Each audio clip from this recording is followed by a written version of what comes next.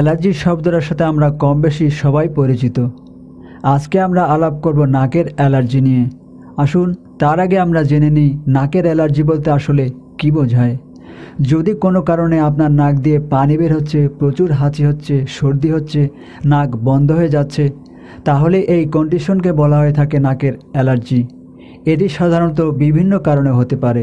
কোনো বিশেষ খাবার কারণে হতে পারে, বিছানা ঝাড়ু বা পরিষ্কার করার কারণে হতে পারে, আপনার ঘরের মেঝে ঝাড়ু দেওয়ার কারণে হতে পারে, কিংবা এমন কোনো কাজ করছেন যেখানে ধুলোময়লার সংস্পর্শে যেতে হয়।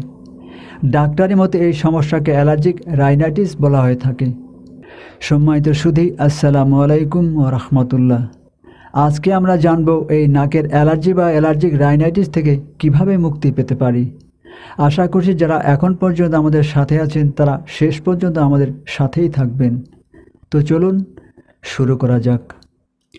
বস্তুত এই নাকের অ্যালার্জি কোনো সার্জারি দিয়ে ভালো করা যায় না। নাকের এই অ্যালার্জি বা রাইনাইটিসের সমাধান আপনাকে অনেক সময় ওষুধে মেনটেন করতে হয়। বাজারে বিভিন্ন ধরনের অ্যান্টিহিস্টামিন পাওয়া যায়, এগুলো দিয়ে চিকিৎসা চালিয়ে যেতে হয়, যেমন রুবাটাডিন, ইভাস্টিন, ফেক্সোফেনাডিন ইত্যাদি। এগুলো ছাড়াও আরও বিভিন্ন ধরনের অ্যান্টিহিস্টামিন বাজারে অ্যাভেলেবল। এছাড়া অনেক সময় নাজাল স্প্রে ব্যবহার করা হয়ে থাকে। আবার মার্কেটে মন্টেলুকাস নামের একটি ওষুধ পাওয়া যায়, এটি দিয়েও অনেক সময় রোগীদের সেবা দেওয়া হয়ে থাকে। এখন আসি আপনি ওষুধের বাইরে কি করবেন।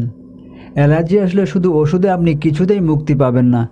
আপনার যদি জানা থাকে যে এই খাবারটির কারণে আপনার নাকের অ্যালার্জি হচ্ছে, তাহলে আপনাকে সেই খাবারটি এড়িয়ে চলতে হবে বা খাবার আগে একটি অ্যান্টিহিস্টামিন খেয়ে নিতে হবে।